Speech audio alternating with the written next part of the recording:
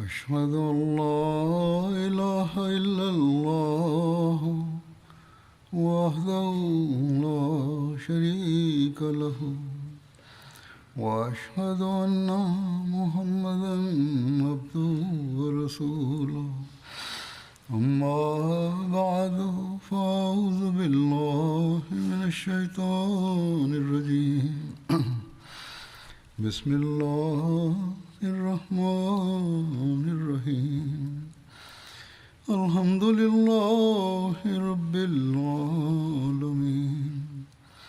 الرحمن الرحيم مالك يوم الدين إياك نعبد وإياك نستعين اهدنا الصراط المستقيم صراط الذين أنعمت عليهم غير المغضوب عليهم ولا الضالين.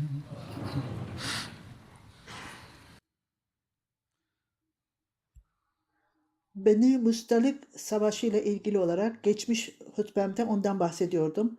Bunun detayları şöyledir. Hadiste ve tarihte de yazılıdır.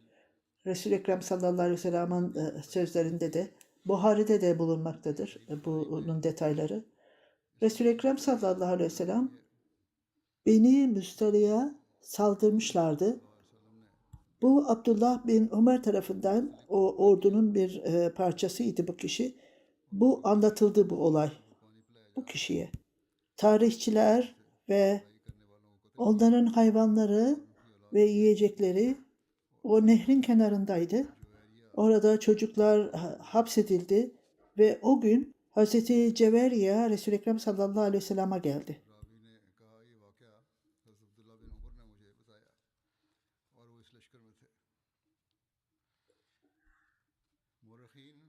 Bunu anlatan kişi Abdullah bin Ömer tarafından bana bu anlatıldı diyor.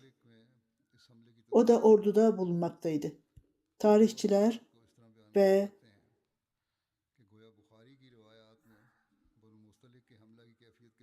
biyografçiler bu detaylarından bahsetmiştir.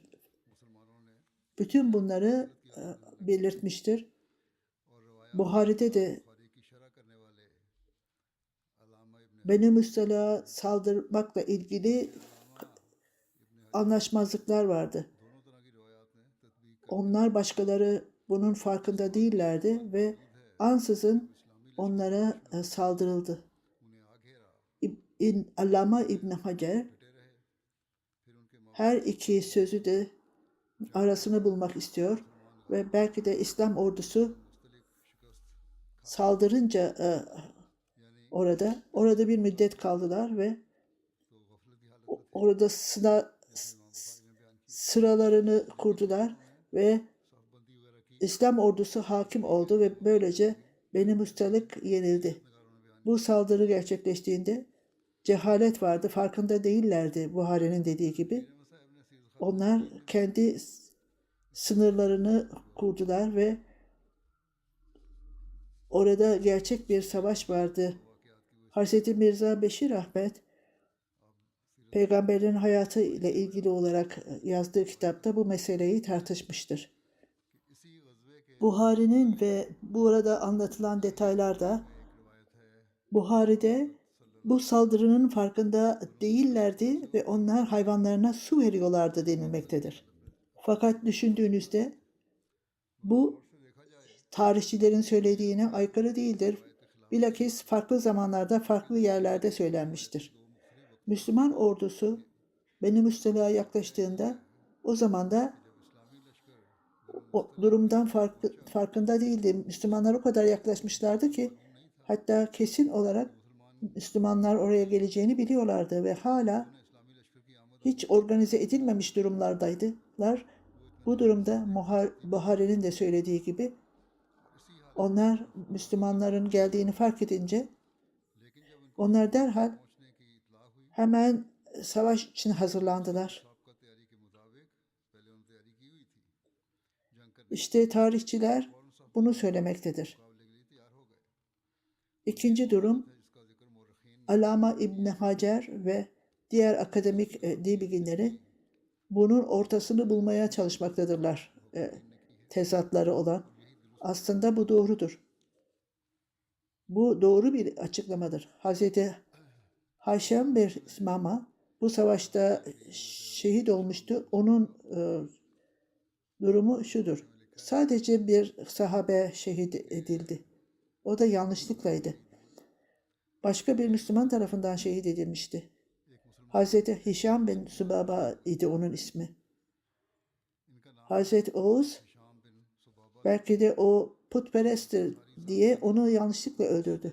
Hişam Ubada bin Samit kabilesindeydi. Hişam bin Sübaba'nın şehit olması şöyleydi. O düşmanı aramak için oraya buraya gidiyordu ve o arada çok korkunç bir fırtına çıktı. Ve bunun sonucu olarak da toz toprak her tarafa yayıldı.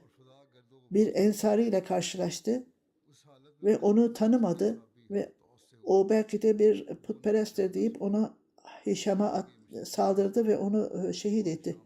Hişam'ın babası Mekke'deydi. Onun ismi Subaba'ydı. O geldi, Medine'ye geldi ve İslamiyet'i kabul etti.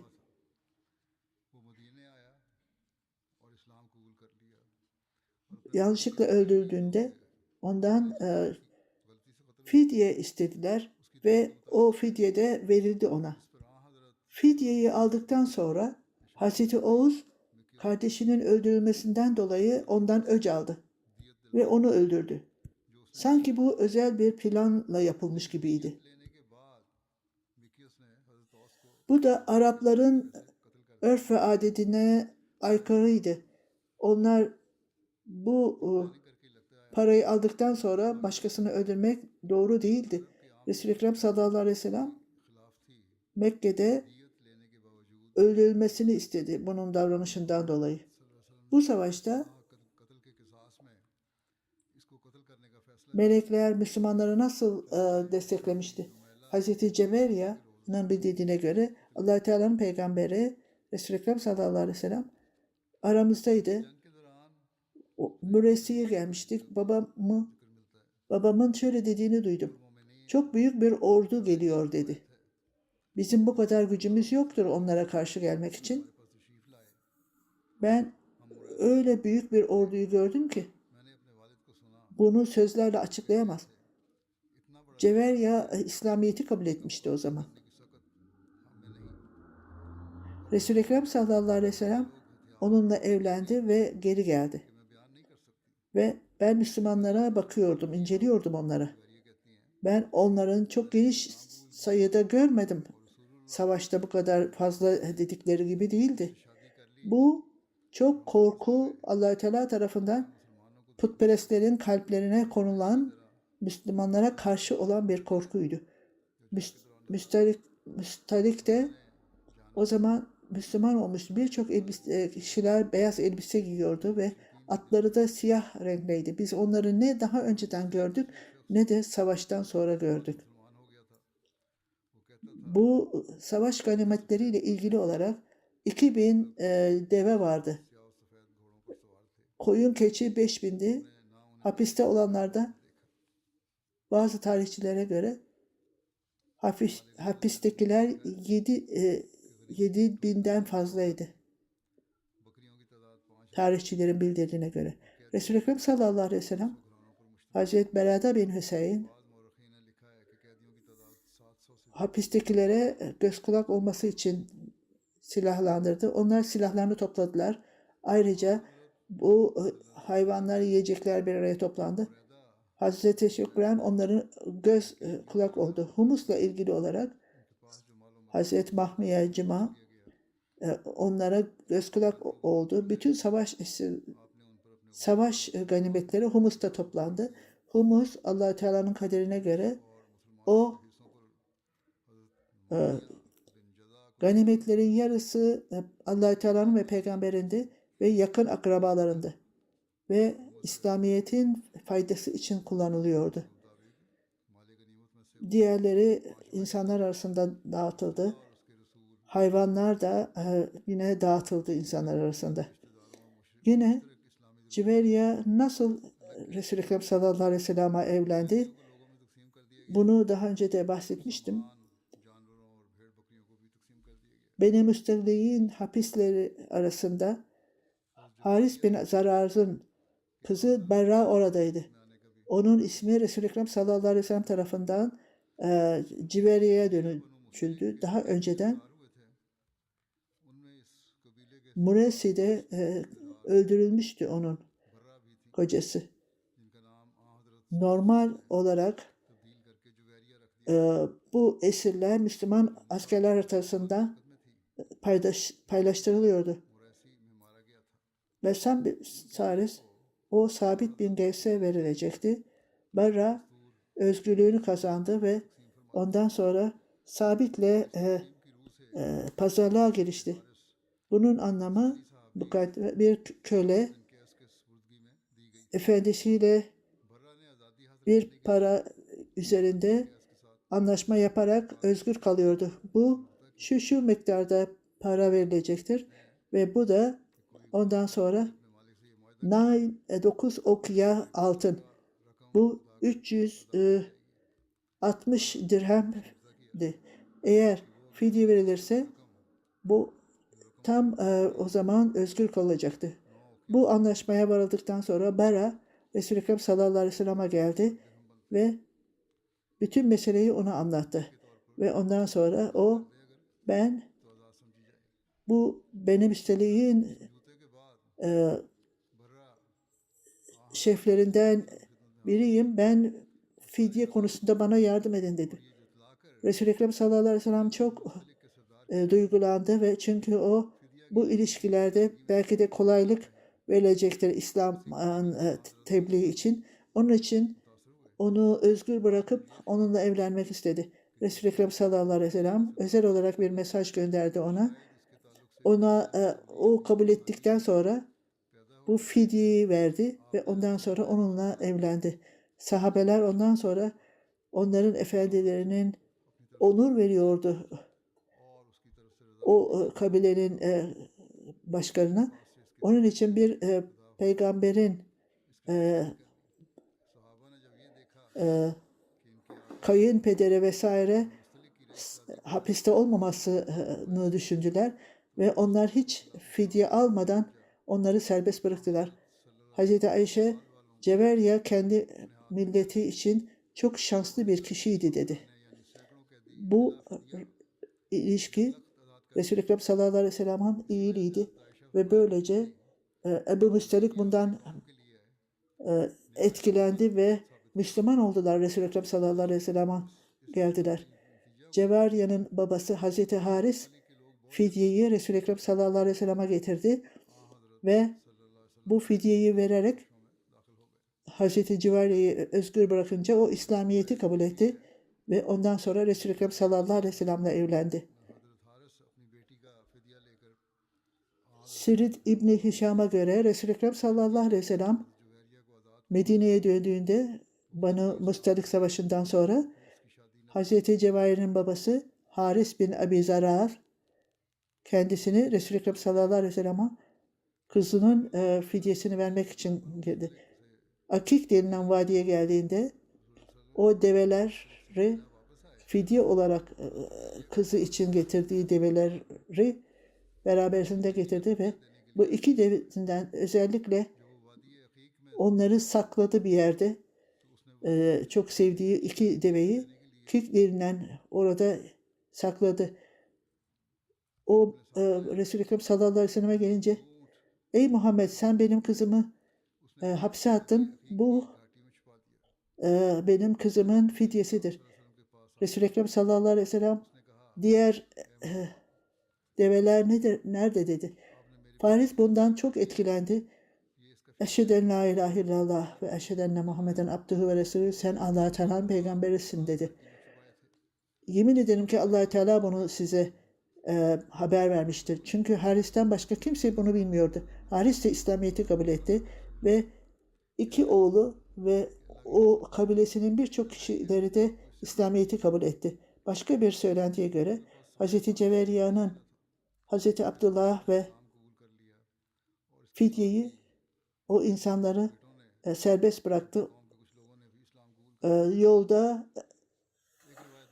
develeri gizledi. Abdullah bu fidyeden bahsetti. Resul-i Ekrem sallallahu aleyhi ve sellem tamam dedi.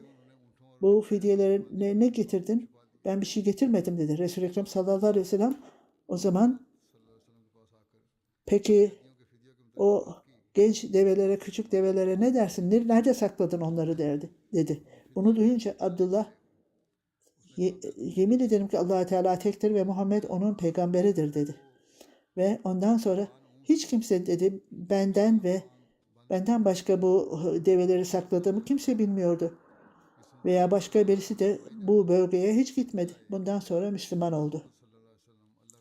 Bundan sonra Hz. Mirza Beşir Ahmet Resul-i Ekrem sallallahu aleyhi ve sellem'in hayatıyla ilgili olarak kitabında Hz. Ceveriya'nın evliliğinde ilgili olarak şöyle dedi. Onun babası onu özgür bırakmak için geldiğinde Resul-i Ekrem sallallahu aleyhi ve sellem'e bu amaçla geldi ve kendi onun nimetiyle Müslüman oldu sonra da.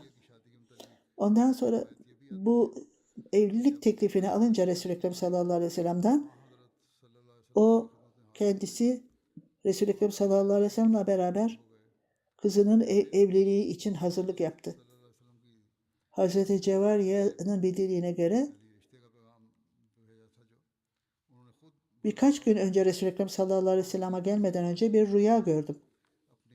Bu Benik Müstele'ye gittiğinde ben orada bir rüya gördüm. Yatrib'den, Medine'den bir ay geliyor ve benim kucağıma gelmişti. Ben bu rüyamı hiç kimseye söylememeye karar verdim. Sonuç olarak da Resul-i Ekrem sallallahu aleyhi ve sellem geldi.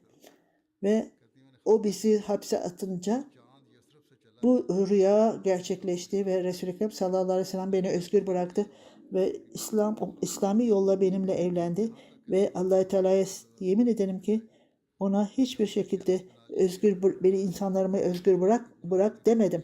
Müslümanlar kendileri onları bıraktı ve bunun ben farkında değildim. Kuzenlerimden birisi bana haber verdi. Ben onun için Allah-u Teala'ya övdüm ve o bana dedi ki Allah-u Teala'yı ben övdüm onu duyunca. İbn-i Hişam şunu yazdı. Resul-i Ekrem sallallahu aleyhi ve sellem Hazreti Ceveriye için 600 dirhem verdi.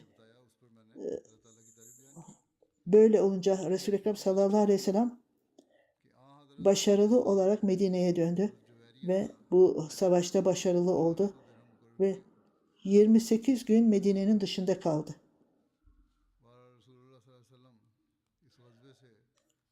Beni Müstalik'ten döndüğünde Abdullah bin Übey bin Sulul münafıkların lideri kötü davranışlarıyla tarihte bunlar yazılmıştır. Bunun detayları şöyledir. Beni Müstalik Savaşı'nın sonunda Müslümanlar hala Mureysi'deydiler. O su vardı orada. Oraya kovayı saldırdılar fakat yarısı doldu. Civari geldi ve Beni Hazraç'a aittir.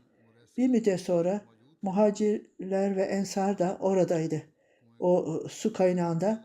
Sunan Cevheri kendi kovasını oraya saldırdı. Hattab ve Cahit ve Gıffari kendi kovalarını saldırdılar su çıkartmak için. O iki kova birbiriyle çakıştı ve onun için bunlar kavga etmeye başladılar. Su alamadılar. Caca Sinan'a vurdu. Sinan bağırdı. Ey Ansar dedi. Caca da ey muhacirin diye bağırdı. Bazılarına göre ey Kureyş diyordu. Her iki kabileden insanlar geldiler ve çok karışıklık çıkmak üzereydi. Resul-i Ekrem sallallahu aleyhi ve sellem derhal onları susturdu.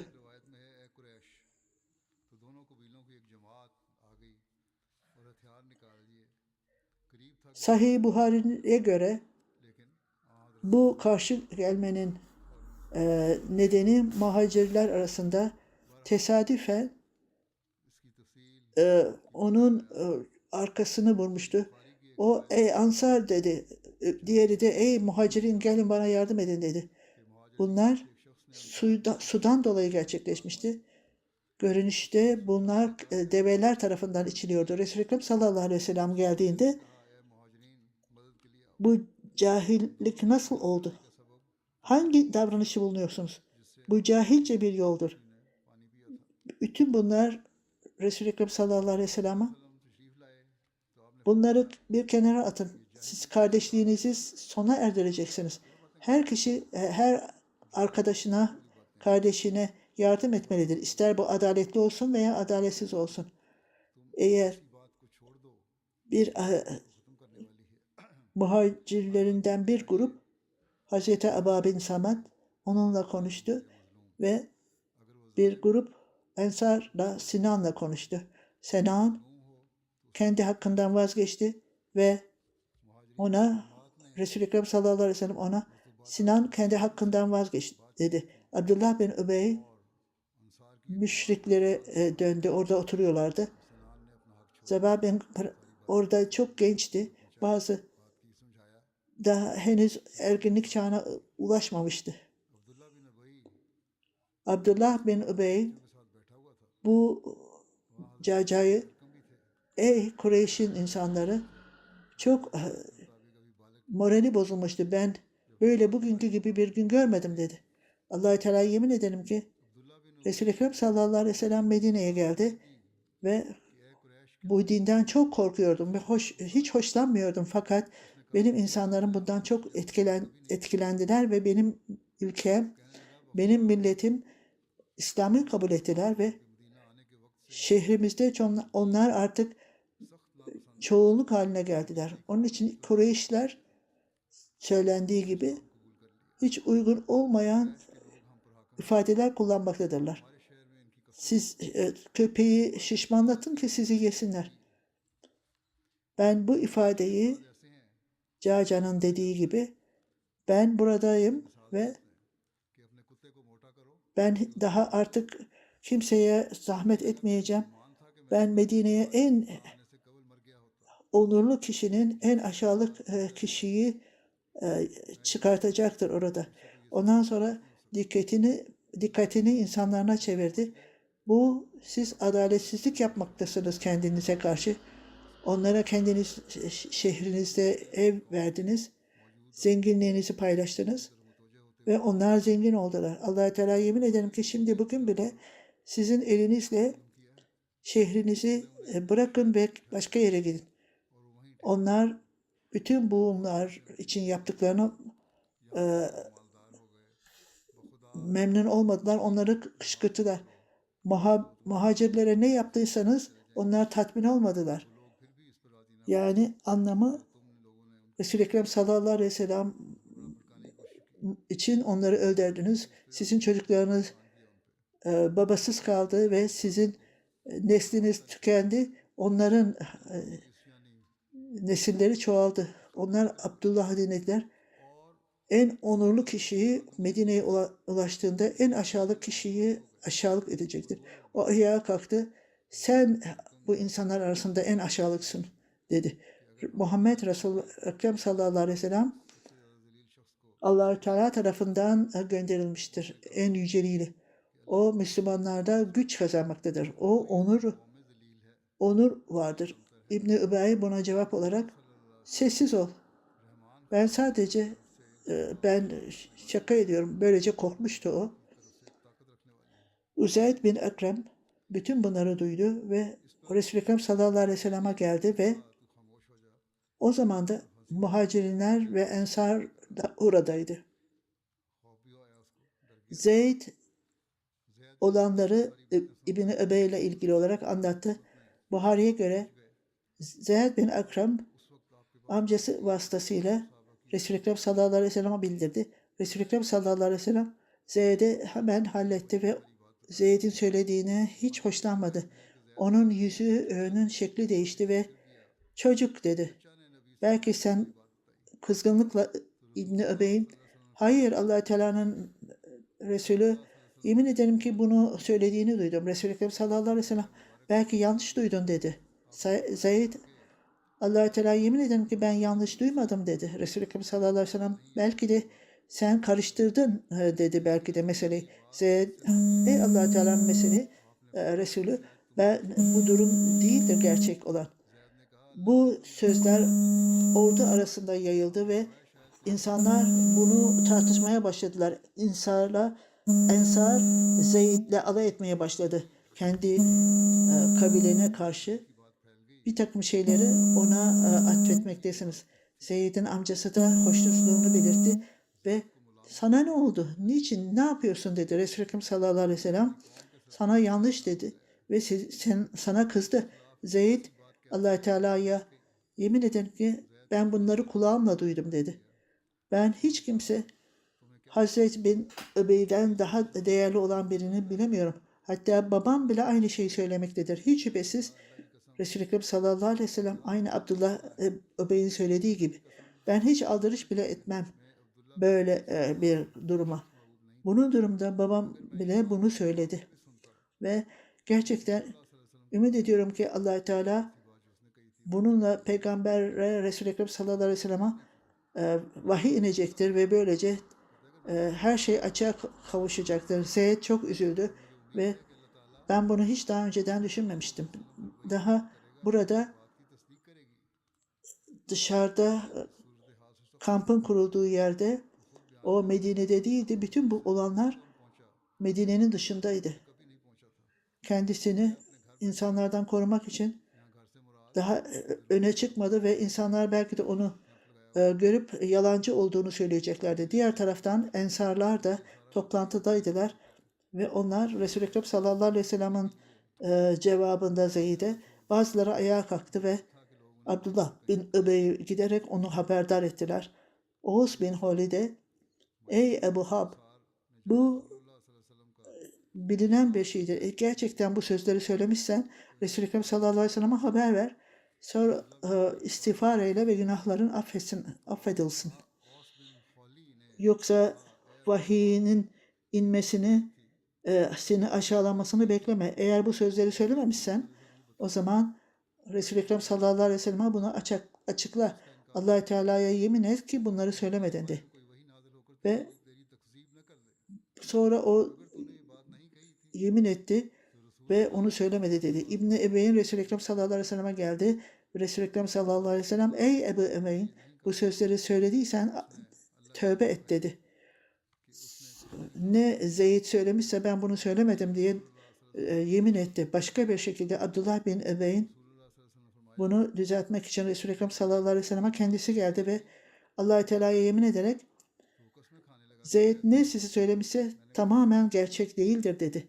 Üçüncü bir şekilde Resul-i Ekrem sallallahu aleyhi ve sellem'in kendisi Abdullah bin Ubey ve arkadaşlarını çağırdı ve onları söylediniz mi dedi. Ensar da o toplantıdaydı ve belki de dedi bu çok hayal etmektedir. Belki de ne söylediğini hatırlamamaktadır. İbn-i Ubey onu insanlar arasında çok onurlu olarak tanınmaktadır. Bazıları o gerçeği söylüyor diye düşündüler. Bazıları ise hayır gerçek söylemiyor dediler. Onlar genç olmasına rağmen insanlar ona inandılar. Çoğunluğu yaşlılar bu çocuk yanlış söylüyor diye inandılar. Hazreti Ömer bin Hattab'ın da bildirdiğine göre bu Ubey olayı olduğunda Resul-i Ekrem sallallahu aleyhi ve sellem'e geldim ve bir ağacın altında gölgede uzanmıştı. Hizmetçilerinden birisi arkasını masaj yapıyordu. Ben Resul-i Ekrem sallallahu aleyhi ve sellem belki de sizin arkanız, beliniz ağrıyor dedi. Bir gün önce deveden düştüm dedi. Ey Allah Teala'nın Resulü. Ondan sonra esas konuya geldim. Ey Allah Teala'nın peygamberi bana izin verin İbn-i Ubey'i öldüreyim ben. Allah Teala'nın peygamberi eğer ben sahabelere emir verirsem onu öldürecektir. Fakat birçok insan bunu kabul edemeyecektir. Ben cevap verdim. Ey Allah Teala'nın meseleyi Muhammed bin İslam'a emret o öldürsün. Resul-i Ekrem sallallahu aleyhi ve sellem ben benim sahabelerimi öldürmeyi, beni o zaman burada bırakın. Resul-i Ekrem sallallahu aleyhi ve sellem peki dedi. Bildirdiğine göre Resul-i Ekrem sallallahu aleyhi ve sellem kendisi Hazreti Ömer'e buradan ayrılmak için duyuru yapın. Resul-i Ekrem sallallahu aleyhi ve sellem belki bu sözleri söylemiştir diye düşündü. Ve bunu yerine getirmek için, çünkü o bu aşağılanmış olan insanları gidelim de bakalım ne yapmıştır orada. Hazreti Ömer ondan sonra ayrılmak üzereydik. Son derece sıcak bir havaydı. Genel olarak Resul-i Ekrem sallallahu aleyhi ve sellem serin zamanda yolculuk ederdi. O bey geldiğinde oradan ayrılmaya karar verdi. İlk önce Sa'd bin Ubada ile karşılaştı. Bazıları Üseyd bin Üzeyr ile karşılaştı. Esselamu Aleyküm dedi ve ona cevap verdi. Selam vererek Resul-i Ekrem sallallahu aleyhi ve sellem ve Allah-u Teala'nın Resulü ona da selam gönderdi. Ondan sonra ey Allah-u Teala'nın peygamberi, sen buradan ayrılmaya karar verdin. Böyle bir sıcakta siz ayrılmazdınız, yola çıkmazdınız. Resul-i Ekrem sallallahu aleyhi ve sellem duymadınız mı? Dedi Resul-i Ekrem sallallahu aleyhi ve sellem. Senin sahabenle ilgili olarak onlar, ey Allah-u Teala, mesela hangi sahabe? Abdullah bin Ebeyn Medine'ye geldiğinde en onurlu kişi, en aşağılık kişiyi oradan çıkartacağını söyledi. Duymadınız mı? Ey Allah-u Teala'nın Resulü dedi. Eğer böyle isterse biz onları, o en aşağılık bir kişidir ve siz en onurlu kişisiniz.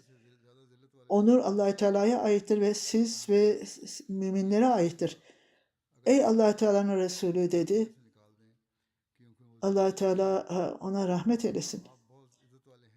Allah-u Teala sizi Medine'ye getirdi. Onun insanları ona taç giydirmek istiyor.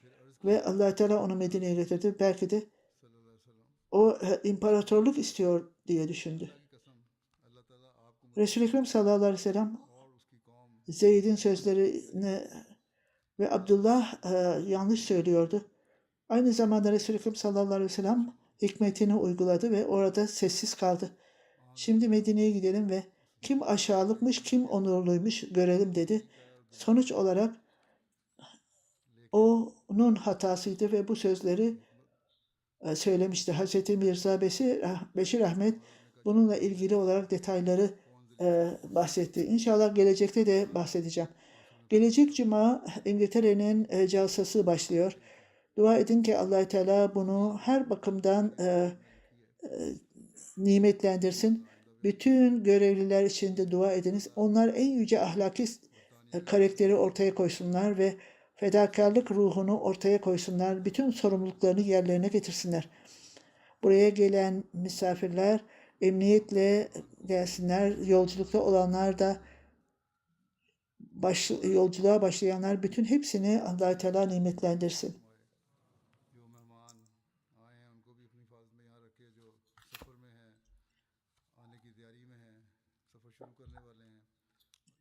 Ben gayb cenaze namazı kıldıracağım.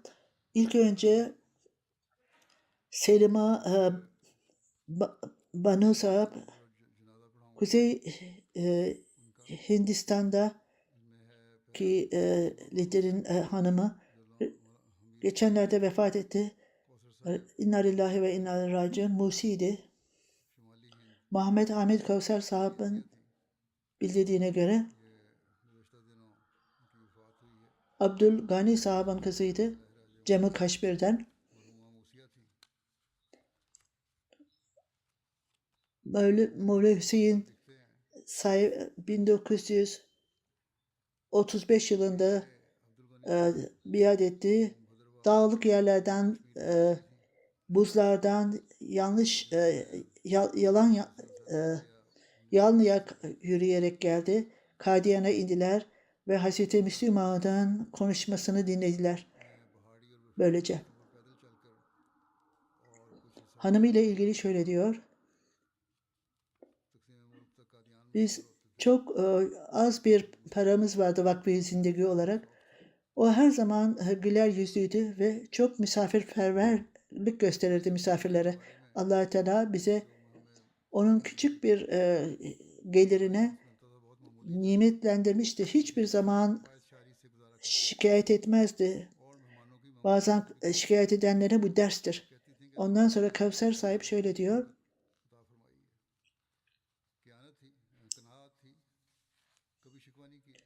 Ben ilk önce Srinagar'a gittim. Sonra başka yere, Bombay'a gittim. Ondan sonra Sadırlajna olarak orada hizmet verdi Bombay'de. Ondan sonra Kebabir'e gittik. Benim için çok zordu Arapçayı öğrenmek. Fakat o konuşan Arapçayı öğrendi. O kadar çabucak öğrendi ki hanımlarla konuştu. Talim terbiyette çok önemli bir rol oynadı. 11 yıl Kebabir'de Sadırlajna olarak kaldı. O lajnayı kurdu ve içtima sistemini kurdu. 4. Halife Hazretleri onu övdü. Lajna-i Mallah Kebabir'in içtimasını kurdu.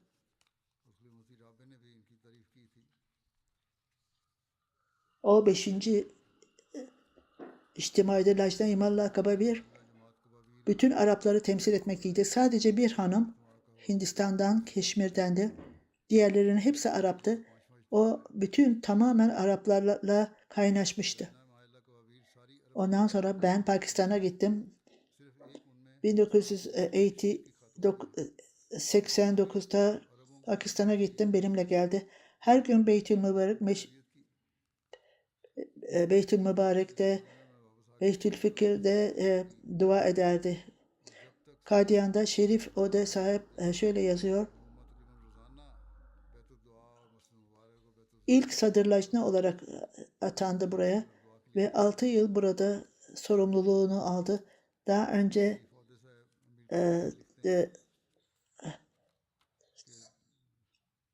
hapiste yattı. O dini konuşmalar yapardı. Değişik dini konuşmalarda. Tebliğde ve tebliğde, talimde çok iyi konuşmalar yapardı. Kendi karakteri vasıtasıyla. Ahmediye cemaatine Kebabir'e bağlıydı. Diğerlerine de. Çabucak Arapça öğrendi ve değişik insanlarla, Araplarla kaynaştı. Sanki onlardan bir tanesiydi. Kadiyan'a geldikten sonra ölünceye kadar o Kadiyan'a geldiğinde ilişkilerini Kadiyan kadınlarıyla ilişkilerini kurdu ve misafirliği vardı. Özel niteliği vardı misafirperverlikte. Temizliğe çok önem verirdi. Arkada bir kızı ve 2 oğlunu bıraktı. Bir oğlu misyoner Atal Mucib Kevser MTA El Arabiya'da Kadiyan'da hizmet etmektedir. Kızı Kevser Hollanda'da Eymen Öde'nin hanımıdır. Lajna-i Mallah Hollanda'da halk olarak hizmet etmektedir. Küçük oğlan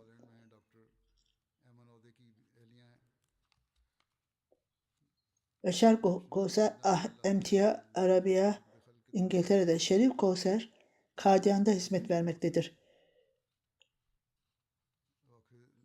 Hudam-ül Ahmediye'de misyoner olarak hizmet etmektedir.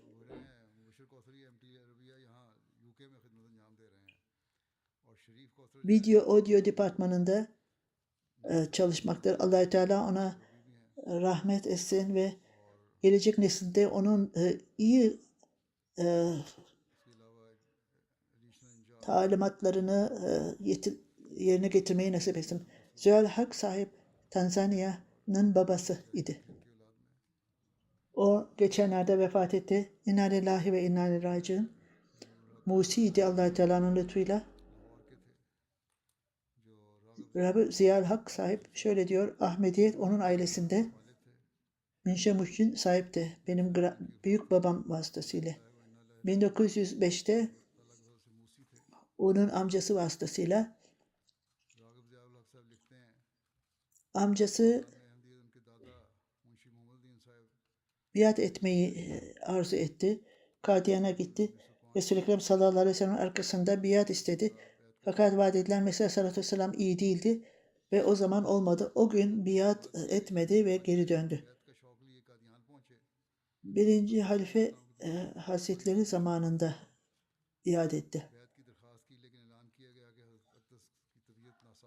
1960 yıllarında evi düşmanlar tarafından yakıldı. Evinde hiçbir şey kalmadı. Ahmediler ona ev verdiler ve babam çok sabırlıydı. Küçücük bir evde hiç şikayet etmedi. Bir kere bile her şeyim yandı demedi bir kere bile. Bir müddet sonra Allah Teala ona kendi evini inşa etmeyi nasip etti ve ondan sonra 1974'ün fedakarıydı bu. 1970 yıllarında camiyi korurken Ahmedi olmayan birisi camiye saldırdı. O yaralandı. Onun başına bir demirle vuruldu ve o yüzündeki iz hala onun yüzünde durmaktaydı. Ben onu gördüm. Babam daima teheccüd namazında ağlayarak alçak gönüllülükle dua ederdi. Özellikle dikkat ederdi. Evini namaz merkezi yapmış ve 5 vakit namazda devamlı olarak namaz kılardı. Çocuklarına da namaza dikkat etmelerini söylerdi. Caminin hocası bir konuşma yaptı. Bu Ahmedilerin ayrı bir Kur'an'ı var ve farklı olarak namaz kılmaktadırlar dedi. Orada komşularımızdan birisi ayağa kalktı bu konuşmaya karşı. Sen yanlış konuşuyorsun dedi. Bütün dünyada sadece bir evde Kur'an okunmaktadır. Yüksek sesle ve bu Ahmedi'nin evidir ve aynı Kur'an'ı bizim okuduğumuz Kur'an'ı okumaktadırlar. Bugünlerde Müslüman din bilgilerinin böyle cesareti yoktur. Çok bu son onun hastalığında bile Müslüman olmayan, Ahmedi olmayan birisi geldi ve onun hayatını, hastalığını sordu. O arkasında bir oğlunu ve 3 kızını bıraktı. Kızlarından birisi Muhammed Sahip, misyonerin hanımı. Gana'da ve çünkü Gana'da olmasından dolayı cenazeye katılamadı. Oğlu Zagip Sahip, Hak Sahip, Tanzanya'da misyoner olarak hizmet etmekte ve o alanda hizmet etmesinden dolayı camiye katılamadı. Allah Teala onlara rahmet eylesin, affetsin ve onlara arkada bırakanlara, kalanlara sabır versin. Abdülnahid Nıgır sahibi Rabbat'a hanımı Musiye'ydi. Geçenlerde vefat etti. Mübarek bir misyoner Almanya'da. Onun kayınvalidesiydi. Abdülcemil Gazal'a sahip kızı Yaşna İmallah Almanya. Abdülcemil sahibe şöyle yazıyor. O çok namazda ve oruç tutmakta çok dikkat ederdi. Çok yüce ahlaki değerleri vardı. Takva sahibiydi. Hiçbir zaman ondan dua istediğinde bütün alçak gönüllülükle dua ederdi. Çok hilafete, çok yüce bir bağlılığı vardı. Daima çocuklarına da hilafete bağlı olmalarını isterdi. Ahmediye cemaatine hizmet etmekte ileri geçerdi. Bize uygulama olarak dine hizmet etmek, hayatta başarı kazanmak demektir dedi. Lajna'ya da çok hizmet etti. Tebliğ için çok uzaklara bile mesajı propaganda etmek için giderdi. İzin verildiği sürece, muhaliflik olmadığı sürece bunu hep yapardı. Tıp kampları kurar ve onlar orada homeopati ilaç dağıtırdı. O verdiği tavsiyelerden dolayı Allah-u Teala ona 50 meyve verdi. Yani 50 kişiyi o Ahmediyete getirdi. Öyle eğitimi fazla yüksek değildi, layık eğitimi. Fakat çok öğrenmek arzusu vardı. Sadece dini değil, layık seviyede eğitim yapardı. Hanımlara daima tavsiyede bulunurdu ve onlara daima sıkı çalışın derdi. Bazen fakir çocukları kendi evinde alıkoyar ve onların eğitimleriyle ilgilenirdi ve onlara son derece sevgi, saygı gösterirdi. Gazala sahiba, ben onunla görüşmek için gittim. Sen vakfı zindegisin dedi. Seni durduramam. Onu çağırın dedi. Hayır, onu bırakın. O vakfı zindegidir. 2 kızı, 2 oğlu vardır ve birçok torunları da bulunmaktadır. Birçokları Ahmediye cemaatine hizmet etmektedirler. O çok evinde takva atmosferi vardır. Onun damadı da Ahmediye cemaatine hizmet etmektedir. Allah-u Teala ona rahmet eylesin ve en doğru olarak gelecek nesillerine de takva sahibi üzerinde durmalarını nasip etsin.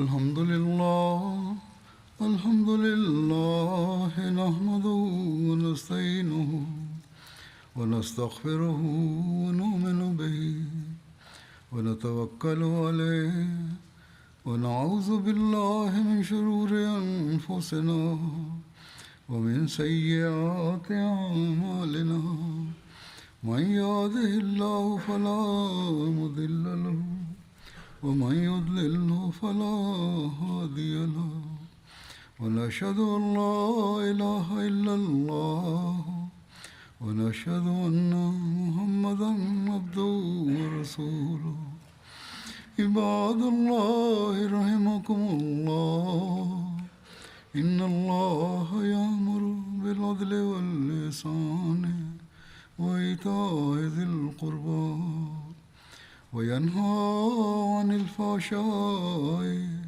والمنكر والبغي يعظكم لعلكم تذكرون اذكروا الله يذكركم وادعوه يستجب لكم ولذكر الله